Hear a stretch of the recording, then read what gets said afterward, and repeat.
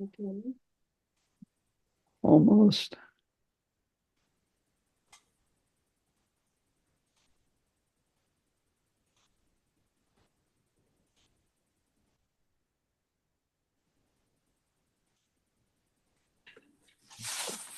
Hello, Homer. Hey there, John. Yes, it's good. Okay, so Jim, I'm glad you're here.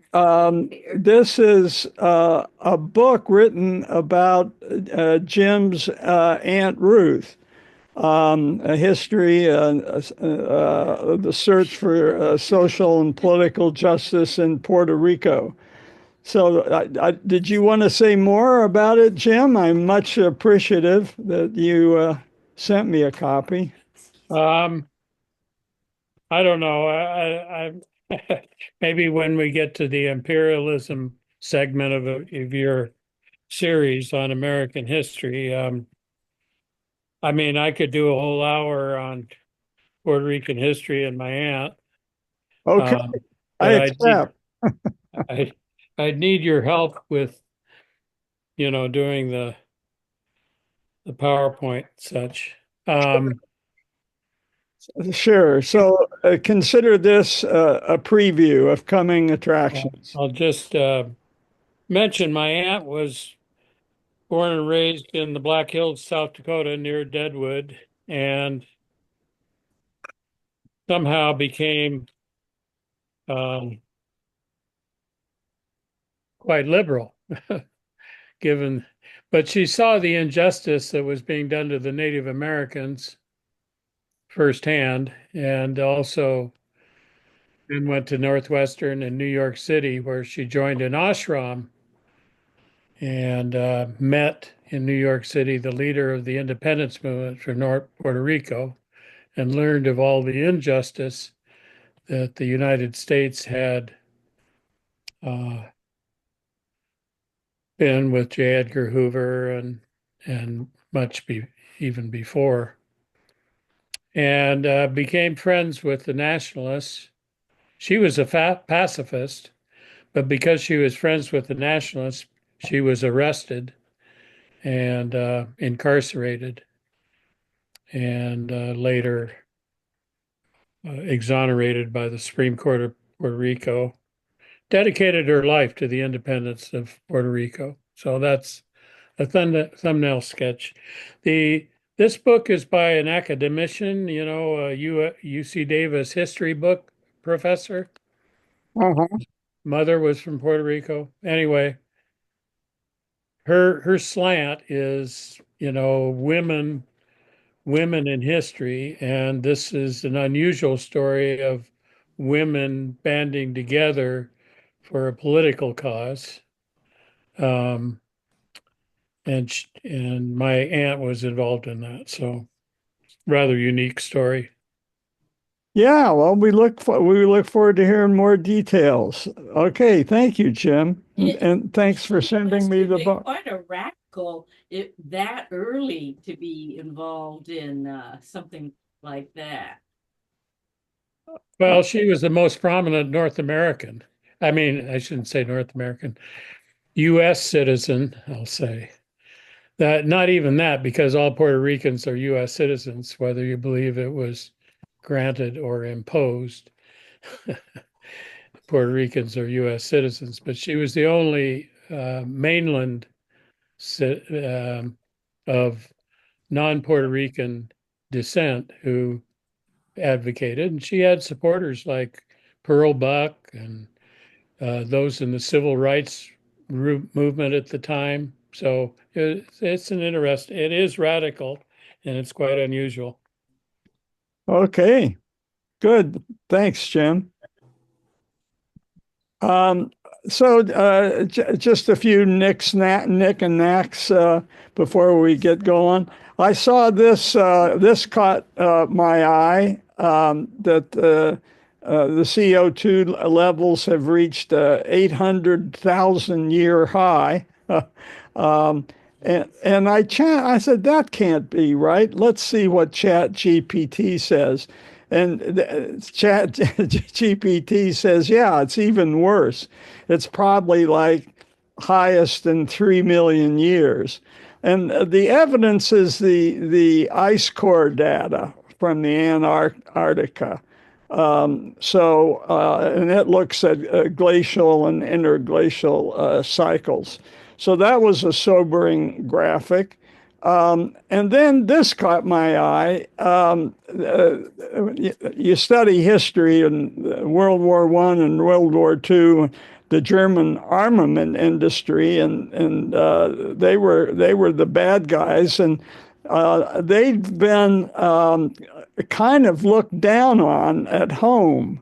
The German armament industry are considered Schmudelkinder. So Rudy, being German, knows a little bit of German. So the translation of that is grubby urchins. But not anymore. Now, since Putin's invaded, and we're in the age of the strongman that we've talked about that really started around 2000. German armament industry has doubled. So much for the peace dividend. And if you look what happened around the year 2000, it was 9/11 and W. Bush, the invasion of Iraq, particularly, and Putin's overreaction. And here we are. So I'm not going to say much about this, but if you look at the arms exporters of the world, Germany's really only 4%. We're 10 times as much contributors to the armament industry. I don't want to spend too much. This is very depressing. And then in the age of the strong men, the latest chapter is Erdogan is at it again, and he's jailed his most likely opponent in the election in 2008. Now it's 2008, but an election could be forced before then. So he's not taking any chances putting trumped up charges. We've heard about Vance and the article in the Atlantic and his beef against Europeans, and he doesn't even want to reopen the Suez Canal because it's not going to help us. It's going to help Europeans disproportionately more. Well, in the coming trade war, if that's what it's going to be, Europeans have a choke point. So this is an interesting graphic. The shipping vessel trade. So a lot of it is Asian for sure. But between us and Europe, Europe has the giant share of shipping. As you can see, there's a blue stripe. We're very, very little. It's a small world after all. And then this graphic grabbed my attention.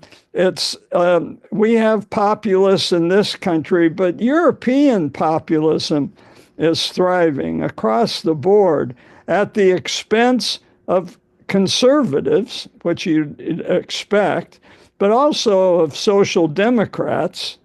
And the hard right has benefited from their losses.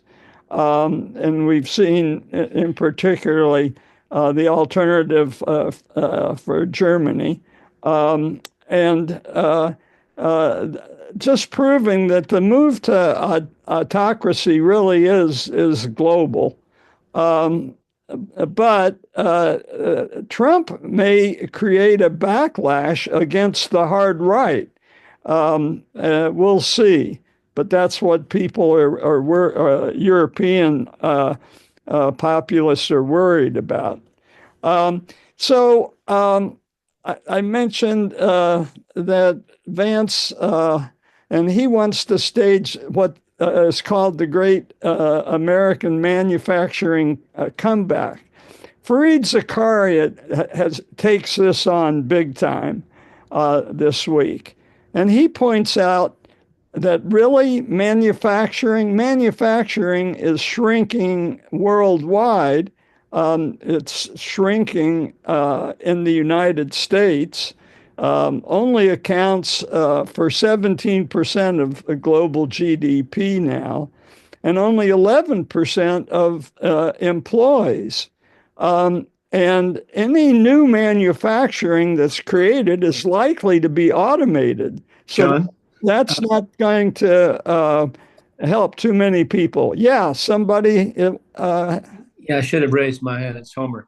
This Now, is manufacturing as share of GDP, not dollar value or whatever of manufacturing. This could be as much an expansion of service industries as it could be a decline of manufacturing. I'm going to get to that. Yeah, Oh, yeah, good. coming right up.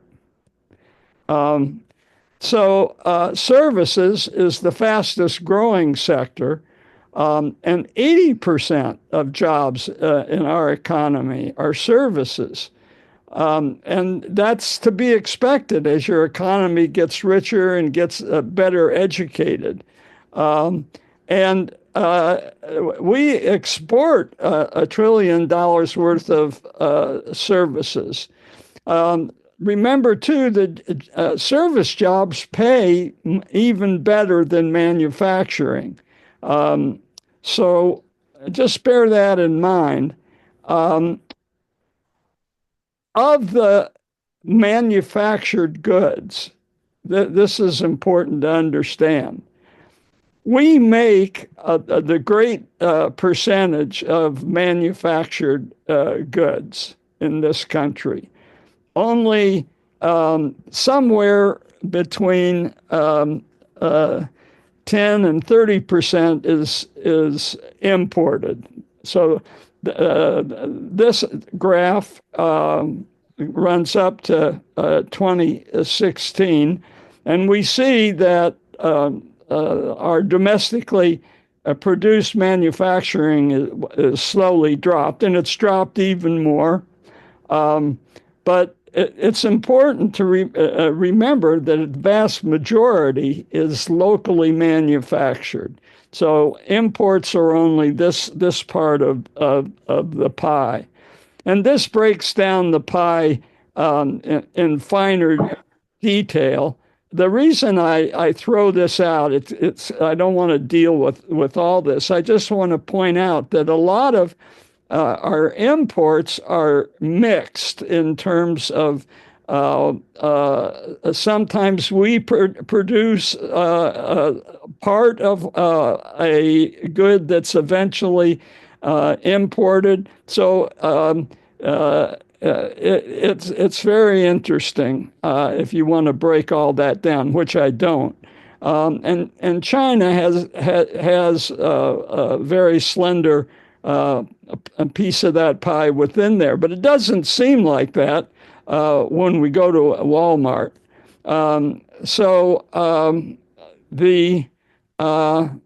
If you only focus on that part of the pie, though, it can look bad. So if you look at the balance of trade, we have a deficit in goods. So of that slender part of the pie,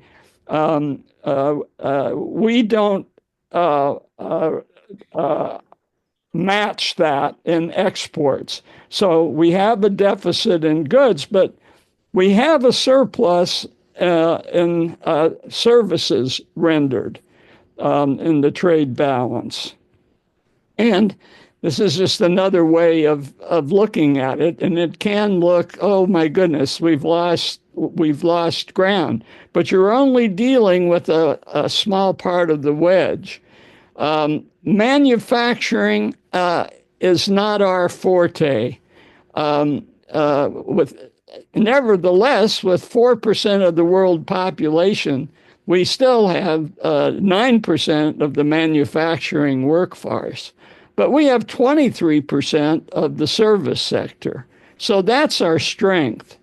If you want to look at competition in manufacturing, watch the movie American Factory. It's on Netflix.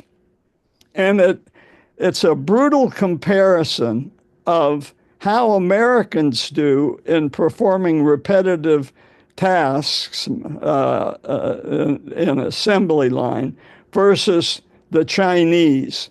Their communal participation in this movie is absolutely stunning. You have an exchange of workers. Some workers from Ohio go and visit a parent Chinese factory. The Chinese are trying to set up a windshield glass factory in Ohio. And you have an exchange of workers, so Chinese workers come over here and American workers go over there. It's a very interesting documentary. It was produced by Barack and Michelle Obama. And so repetitive task, coordination, communal, I just decided this stuck with me.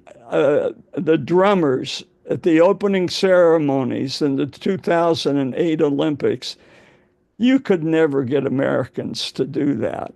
And I think it means something. Don't want to make too big a deal about it. But the ability to work in groups and cooperate in a communal sense, we saw that in the gold rush. The Chinese gold prospectors were much more efficient. And of course, they built the railroads. And when we get back to the history of California, which we will, when we get through this rough patch of American history, we'll look at that in more detail. So what are services? And so I thought this was a useful graph. You can look and see that they're basically software services, entertainment, financial services, and this is how they break out in a pie graph. Digitally enabled services, and another way of thinking about it. And so where are service jobs generated? They're generated in universities, and America still has the giant share of world-class universities, although there's been some backsliding recently, and of course the universities are under attack now for different reasons, political reasons, and we'll see if we can survive that. But Americans are acknowledged to have the best university system, and Great Britain does disproportionately better than its population. For sure, and we've inherited that tradition. Fareed Zakaria offers Japan as a cautionary tale because they did everything that Trump now wishes to do. They protected their domestic market back in the 80s. And 70s. It was an aggressive industrial policy, and they were used to doing that ever since the Meiji Revolution, when Japan pulled itself into the industrial age by its bootstraps with strong government leadership. They venerated a manufacturing system like Trump does, J.D. Vance is doing, and they pointed their educational system in that direction. But Zakaria points out that when they picked winners, the government picked winners, Often it was a dead end, like the VHS tape or Walkmans, and they stuck with the winners that they picked, which evolved into losers. They stuck with them longer than they should have.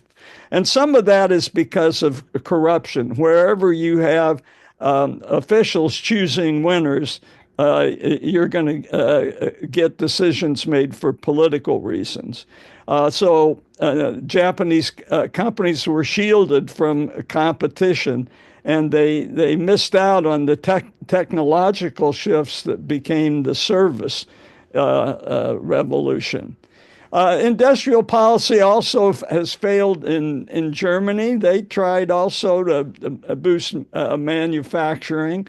They have a very good apprentice program for manufacturing jobs, but they have no great company in the digital world. Nothing, no Silicon Valley in Germany. France and Italy protected their workers through tight labor laws, so they all missed out on the growing service sector. One thing that I'll mention was the technology around developing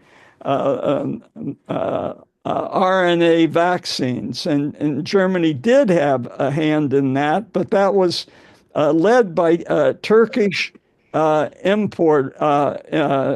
immigrants who got involved in the biotech world and set up a company that helped the woman who eventually worked with Pfizer and the Pfizer vaccine. You'll remember her story. She was a Hungarian immigrant here, but eventually she wound up in Germany with the new vaccine technology.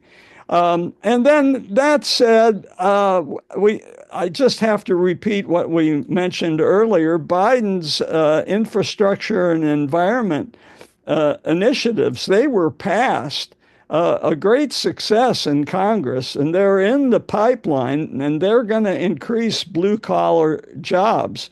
They got $1 trillion in infrastructure and almost $2 trillion in the Rescue Plan Act, so-called, to repair infrastructure, to retrofit for energy efficiency, green jobs, public transportation. But guess who's going to get to take the credit for that as these blue-collar jobs come online?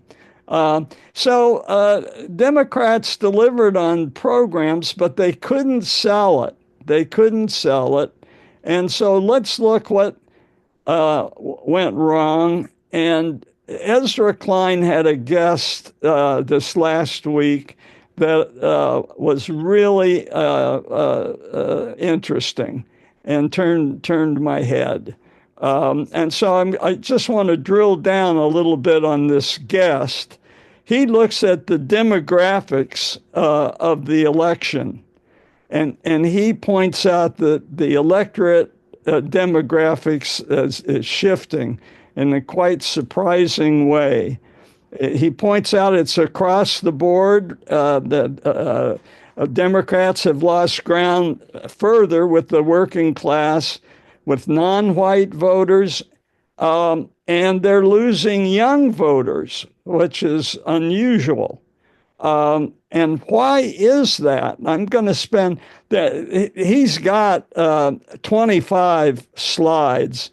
And I'm just going to look at a couple of them. Otherwise, we'll get lost. But just taking what I think are the most important slides, he says young people have gone from becoming the most progressive I've had some, thank you, to becoming the most conservative generation, maybe in 60 years. And he offers this slide here. If you look at 18-year-olds, Okay, so this is age across the bottom. So let's take the youngest group, and it's you have a division by gender and race. Um, if you look at uh, who went for Kamala Harris, which is above the 50% line, the only group technically that went above is women of color. Men of color barely went to Trump. Now, as you come up the age bracket, it gets better. So slightly older men went for Kamala. You see how this is organized? And then as you come out with white men and white women, um, it's not surprising that white women were closer to Kamala than white men, but only going for Kamala at this age bracket around 30. And maybe that had to do with abortion. So then Ezra and his guests were shocked that they both found this the scariest graph of all, which looks at the gender gap. Now, the gender gap, if you go out here to age 30 and older, okay, it's as expected. Traditionally, the gender gap is men are 10% more likely to vote Republican than Democrat. But whoa, what goes on with the very youngest below the age of 30? All the way up to like age 18, you have this huge gender gap that gets worse the younger the population. So, and maybe this is abortion. So, young women stuck with Kamala more than their male counterparts. So this is a real problem. And they talk about the manosphere, and maybe there's a backlash to the Me Too movement. Maybe there's something to do with making money and seeing rich people, and young men are more influenced by that. They're certainly more neurotic and anxious in studies that have been done. But they're 8% more Republican than they were just 4 years ago, which is a lot. And we saw some of this like in the professional wrestling, all in the ultimate fighting, all that stuff that's going on. The head of all that is leading our education department, of all things. Of course, she's trying to dismantle it. But there's this intense masculinity in the online world, and especially for young men. For young women, maybe the YouTube algorithms are not working as much. This is Ezra and this David Shore speculating. But certainly the new media, TikTok, it's shorter, it's more spasmodic, and 4 times as many young voters are getting their information from TikTok as 4 years ago. And the two of them hadn't seen anything like this that happens so quickly with TikTok. Coincidentally, last week, Fresh Air had a guest, and you might if you're interested, listen to the March 20th Fresh Air, a podcast on, again, on the manosphere, and how it swayed young men to vote MAGA. And this is the writer from the New Yorker who was interviewed. And he makes the point that podcasters they often will invite a guest on and talk for hours, unscripted, low content in terms of low information on politics, but more popular culture. Howard Stern pioneered that a couple of decades ago, but it's taken off. And even podcasters who used to be liberal, like Joe Rogan, he voted for Bernie in 2020.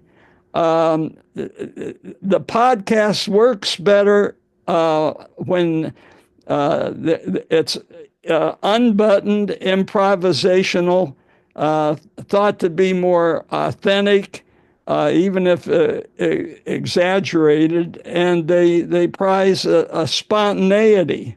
The program talked about only one podcaster on the left, but this is a guy who is on camera 42% of the time. So it's more than a podcast. This is a metamedia type of phenomenon. This whole era of influencers, which none of us understand. But there is a problem with men that maybe this is responding to.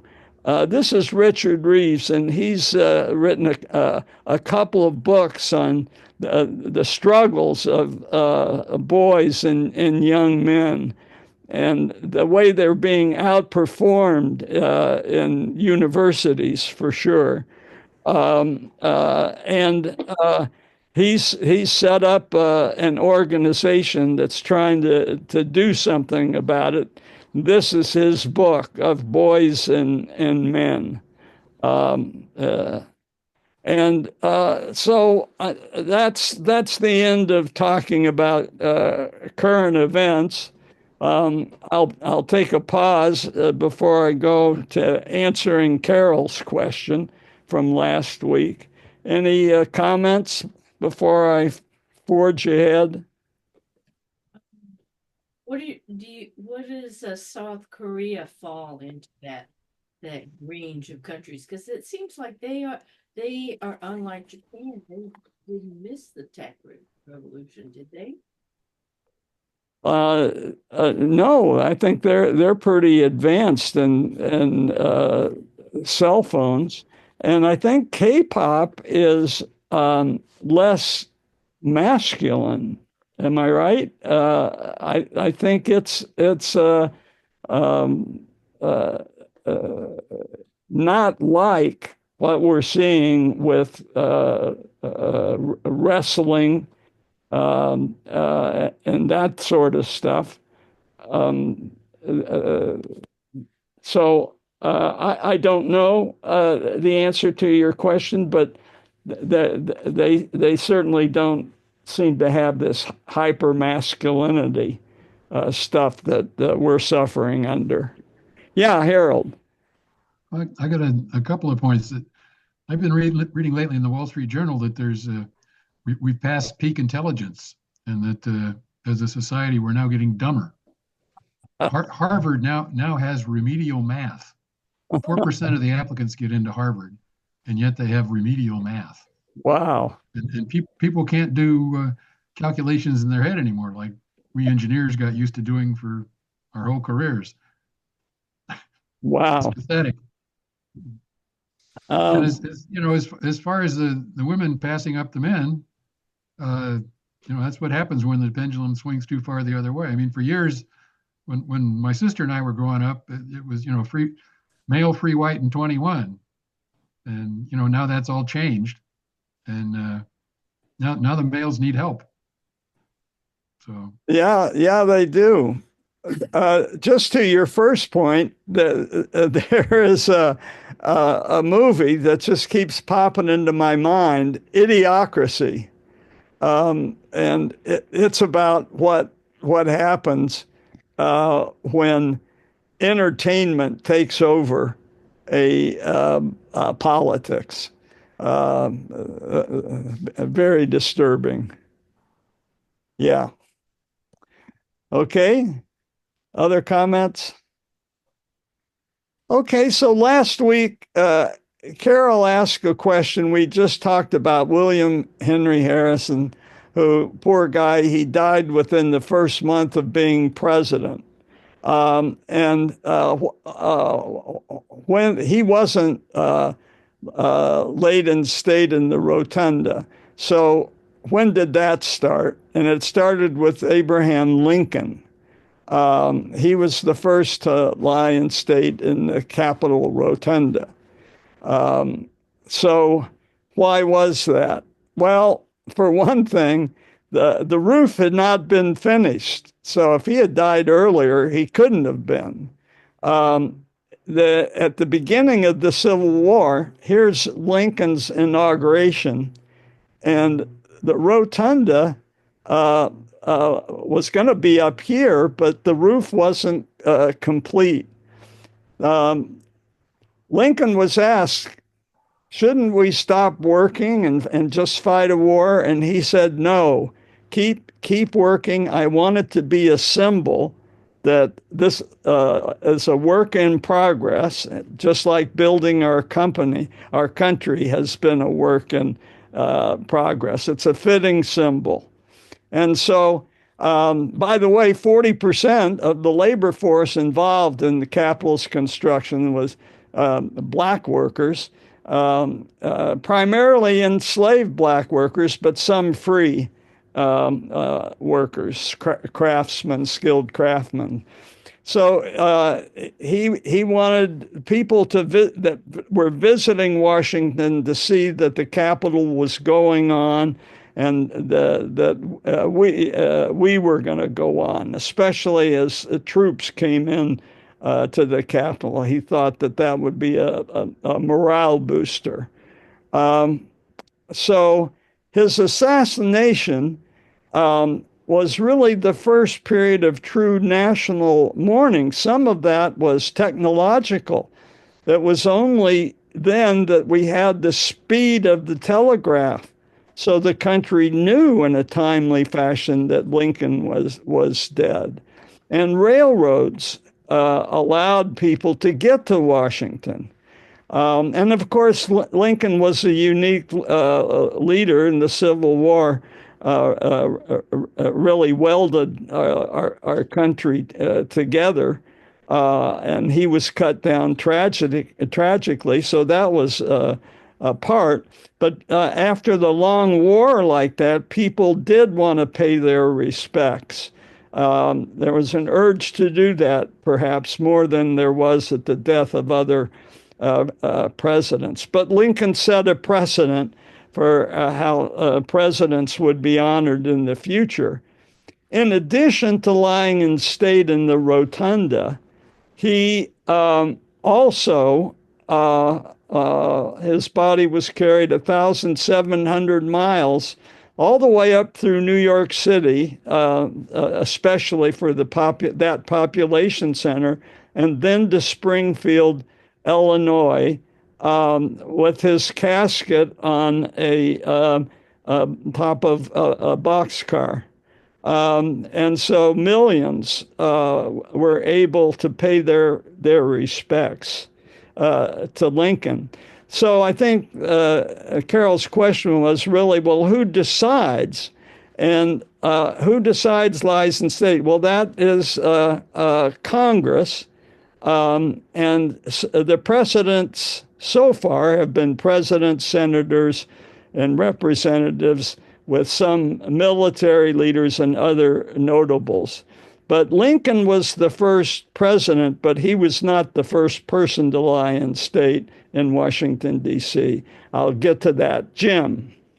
I don't know if you can see this. Um,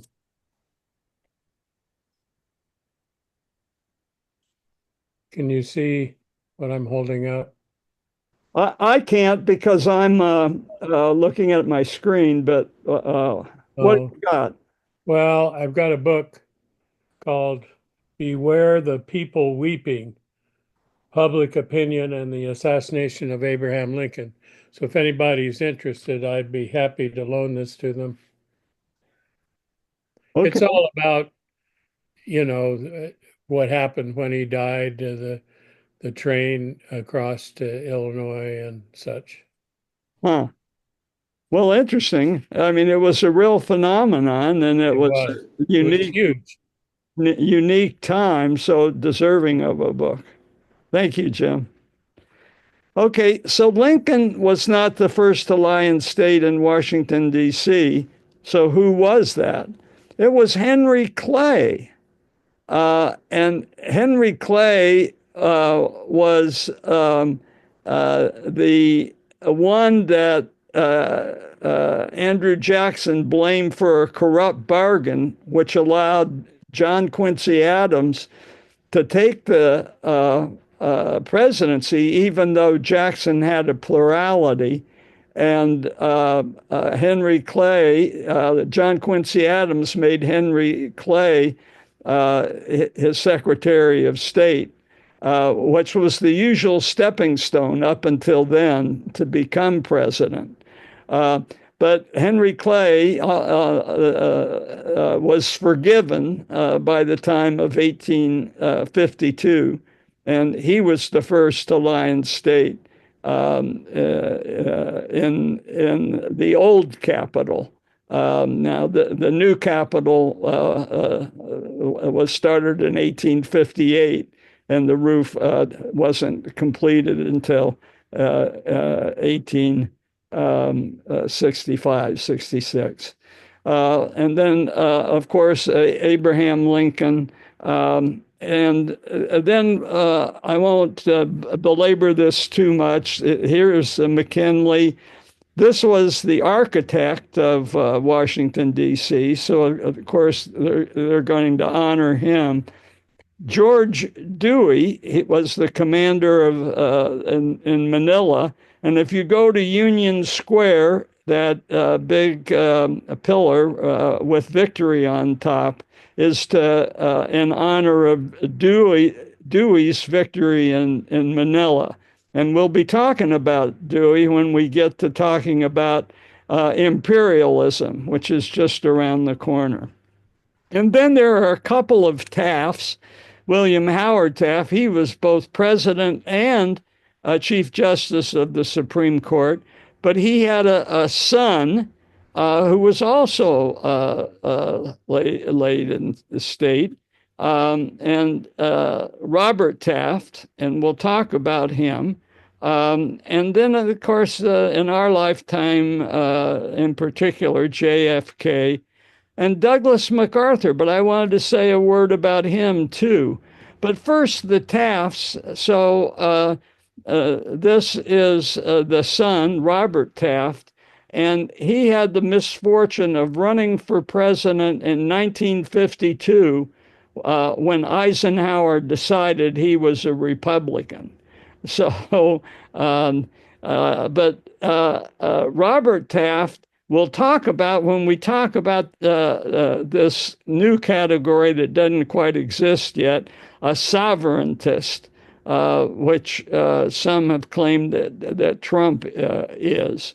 So we'll put a pin in that and talk about Robert Taft in more detail later. But those are the two Tafts. And then Eisenhower, he died in 1964 and was laid in state. But one of my earliest memories of politics was in 1951 when Harry Truman fired MacArthur, the hero of World War II the council of that governed Japan as a dictator, really. And then when the Korean War started, he crossed the sea and led the troops in Korea, and he disobeyed orders. And he had invaded and moved into North Korea, and was attempted to invade China, and was preparing to invade China, and when Truman fired him, because that wasn't part of Truman's plan. I remember in our school, they bought in a big television, which was brand new in 1951. And MacArthur's speech to Congress, he was granted after he was fired and he went into retirement, he was granted the privilege of addressing Congress. And it was a big deal in Indiana. I don't know how it was in the rest of the country, but it was televised, even though I was only 10 years older and had a vague understanding. I always identified with Truman because he wore glasses and I had to wear glasses, but that's beside the point. Continuing down the list, some familiar names to those of us that started following politics. Of course, J. Edgar Hoover, the FBI, Hubert Humphrey, vice president, but he was in Congress decades before he ran for vice president with LBJ. And then another few worthies of Congress, but in particular, Daniel Inouye, who was among the Japanese who fought in the Second World War for America. He fought in Europe and lost the use of an arm, as did Bob Dole, by the way. So we're familiar with him, particularly when you go to the Japanese American Museum in Los Angeles. And then John McCain, of course, and then civil rights, John Lewis, and then other leaders in Congress, Harry Reid, and most recently this year, Jimmy Carter. So that answers the question, who can lie and state in the rotunda? There's a lesser option, not used often, but you can also be laid in state in the National Statuary Hall. And that honor was given to Ruth Bader Ginsburg, and a couple of other congressmen have had that honor.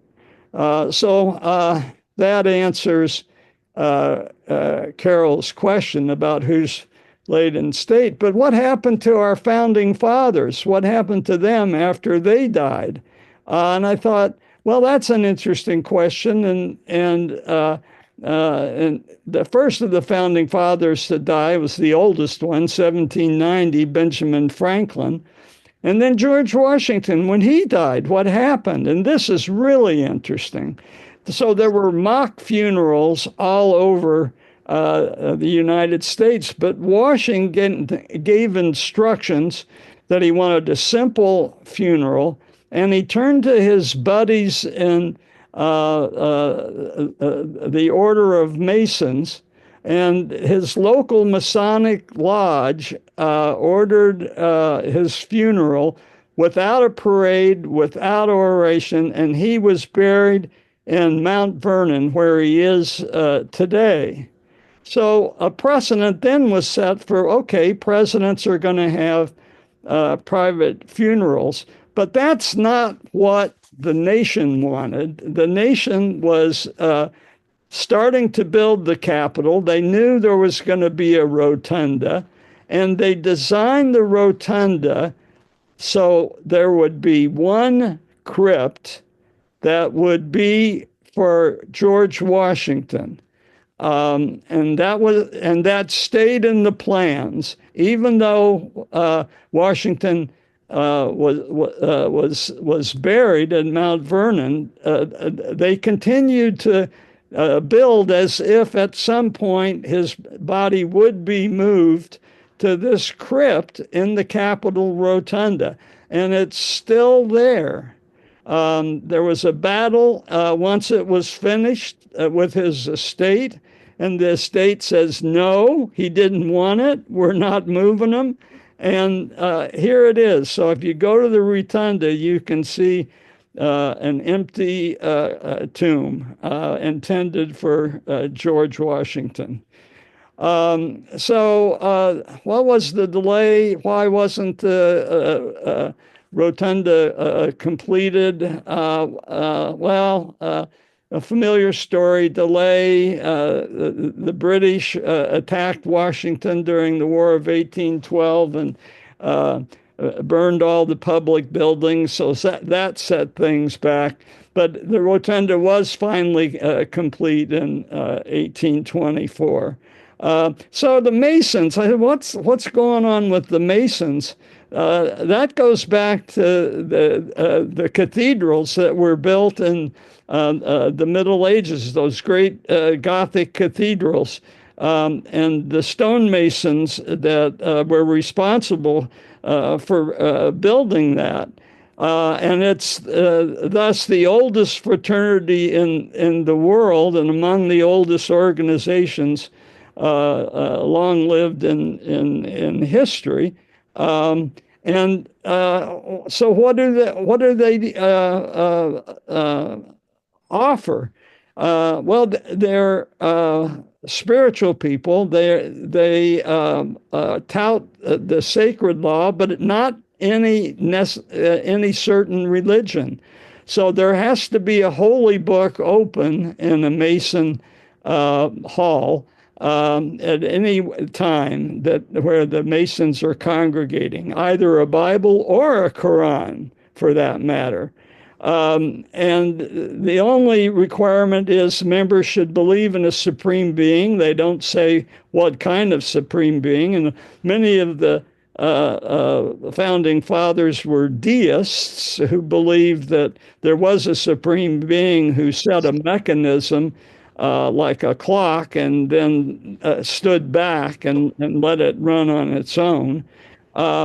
And there was a rule in the Mason halls, no discussion of religion or politics, which is a very interesting rule given the politics of today.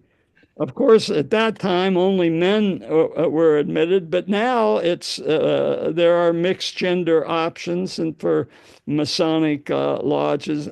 And, trying to get a handle on what they believe in and what they foster, it just reminded me of the anodyne advice of the Boy Scouts and the Girl Scouts. That it was that kind of thou should be. And we've seen some of that recently. We've got a grandson working his way to being an Eagle Scout.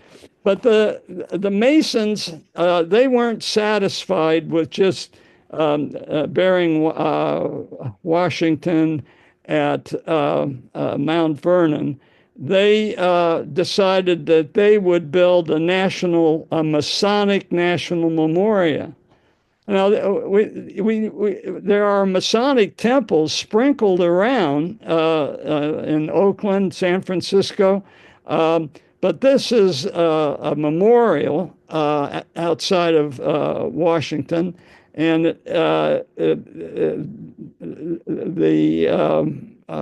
Masons believed in the Enlightenment, so it's not surprising that they have an entrance reminiscent of the Parthenon. And then the tower is designed after the lighthouse outside of Rome. Another Mason, Harry Truman. And you look at statues of Washington, and this apron is Masonic regalia. Other members among the founding fathers, and also Andrew Jackson. Um, they strongly believed in the separation of church and state. So some of that, as John Locke, but that was part of the Masonic belief, and they also get involved in civic causes, social justice, raising funds, disaster relief. There is a certain ritualistic element to it. This is inside that Masonic tower. And you compare with the Masonic lodges in other countries. This is in Paris. This is a little bit more ornate in London.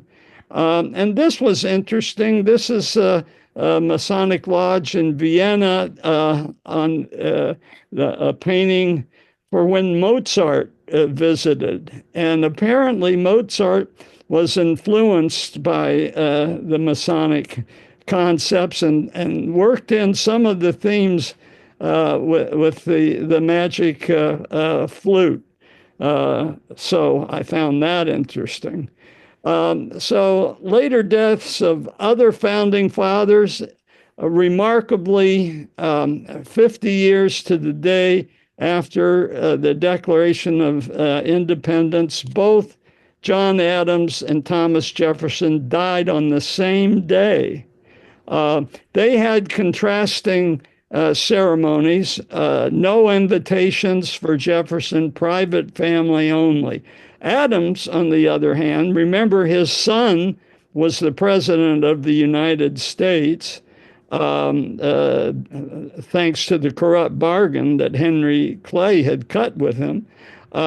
His funeral was open, and 4,000 people crowded around the church. So contrasts. 15 years later, so this takes us to William Henry Harrison, where we first started. And he was the first president to die in office.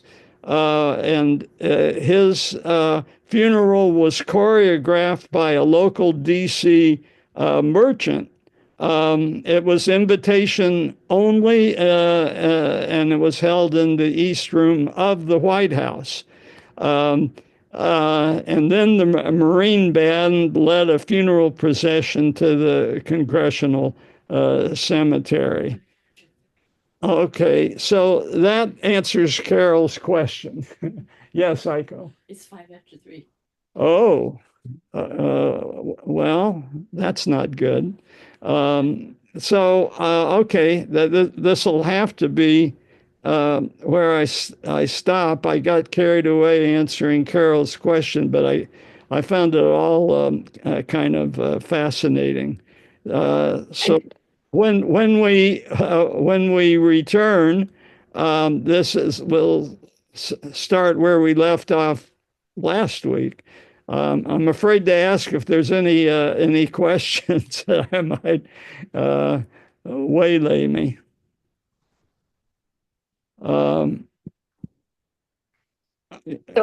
This is Carol. One, John, thank you for being so thorough. That is fascinating. Who knew? And then, James, what was the name of the book again? Because I'm going to see if I can find it in the Jim's book. I get a discount, so I can get it for anybody, or you can get it through Barnes and Noble, for example. And Okay, so I think it. I'm gonna. Do you think it's in the library? I doubt it. Oh, It was just published in December, and it's really recent. What's the name of it again? Radical Solidarity. You just Google that, and It's at Okay. the UNC Press, North Carolina. Oh, okay. Radical solidarity. Okay. And if I can't, I might get back to you and have you order it for me. Okay. But it sounds like something that Berkeley's library should have. Yeah. Well, they did a book talk up in Davis, and there were dozens of people there, and she signed the book. So, but Oh, nice. she's not promoting the book, really. I mean, because she's a professor there, they asked her to. But she's this is an academic endeavor that sustains her tenure, and Oh, yeah.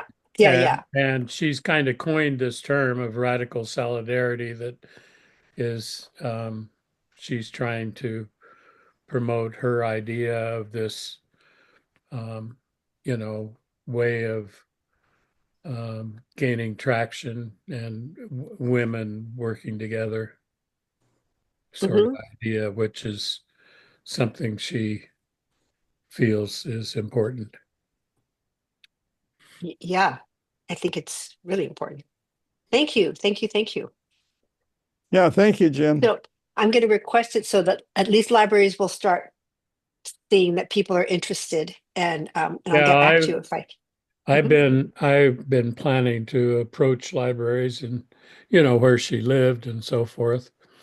I think Berkeley might be interested just by the topic, but the Puerto Rican diaspora is mainly in New York, Chicago, Florida, and Philadelphia. So Mhm. um, not many are curious about independence for Puerto Rico per se.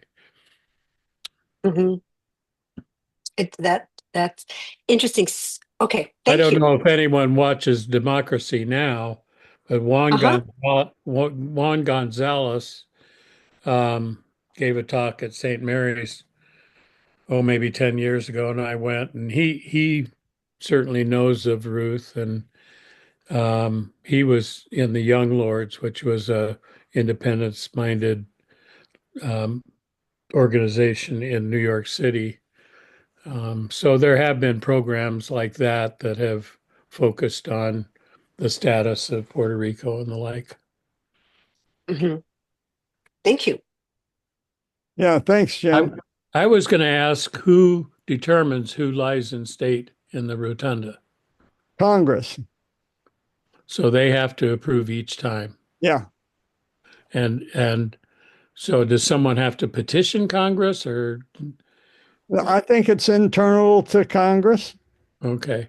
Just So anybody could petition their representative, and uh, would you like to lay in Congress, John? no, I don't. And please don't build any large tower in my memory. And he's not dead yet. It's a phallic symbol. Well, I won't touch that with a 10-foot pole. If you'll pardon the expression. Yes. Yes. I beg your pardon. Yeah, okay. So next week we will get back to Manifest Destiny, and I will proceed, and I hope get to the when we turned our back on the League of Nations after World War I, because that was the defining moment of what a sovereigntist was, and we may be at such a moment now when we turn our back on the world again. Um, so we'll see.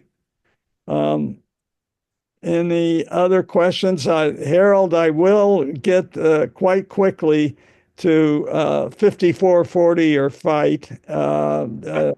That'll be at the very beginning of next week when we talk about Oregon. Yet, One of the few phrases I remember from American history. yeah. Well, it was an interesting one that came out of left field, and it was part of the Democratic campaign in 1844, the 440 or fight. But Okay, who knows? next week. Maybe Trump is going to start reawaken. I very much doubt it will be the first thing you put up next week, John. There's so much going on in the news that something will distract us. Yes, yes, I am distractible. But this is really good because I'm very distractible and it keeps me from getting too anxious. I like the analysis and the historical references. Okay, well, good. I'm glad.